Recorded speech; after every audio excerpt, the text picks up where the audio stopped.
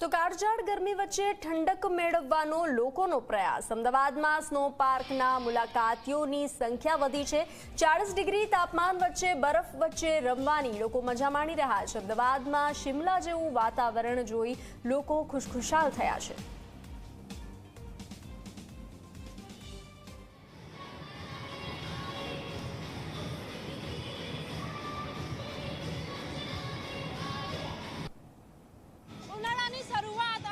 વેકેશનનો સમય હવે શરૂ થવા જઈ રહ્યો છે ત્યારે તમામ જે લોકો છે ઠંડક મેળવવાનો પ્રયત્ન કરી રહ્યા છે। ઠંડક સાથે કઈ રીતે આનંદ લઈ શકાય, મજા માણી શકાય એ પ્રકારના પ્રયત્નો સૌ કોઈ કરી રહ્યા છે।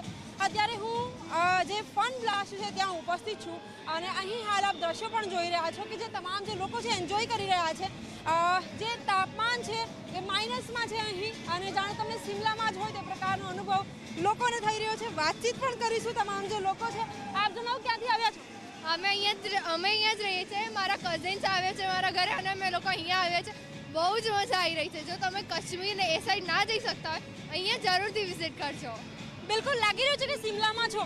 Same Shimla Manali environment climate બધું એના જેવું જ સેમ। સ્નો બી તમને રિયલ જેવું જ લાગશે સેમ। તો લાગી રહ્યું છે કે ઉનાળાની શરૂઆત થઈ છે? હા લાગી રહ્યું છે। ઠંડકમાં મજા આવે છે। ફીલ નથી થતું કે તમે ઉનાળામાં રહ્યો છો। અહીંયા બહુ જ મજા આવી રહી છે। અહીંયા એકવાર જરૂરથી વિઝિટ કરજો। બિલકુલ આપ કેટલું એન્જોય કરી રહ્યા છો?